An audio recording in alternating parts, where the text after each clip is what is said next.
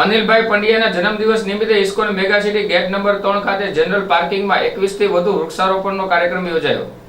ભાવનગર શહેરના ISKCON mega city gate number 3 અશોકભાઈ ડોડિયાના બંગલા સામે જનરલ પાર્કિંગમાં અનિલભાઈ પંડ્યાના જન્મદિવસ નિમિત્તે 21 થી વધુ વૃક્ષારોપણ કરાયું હતું.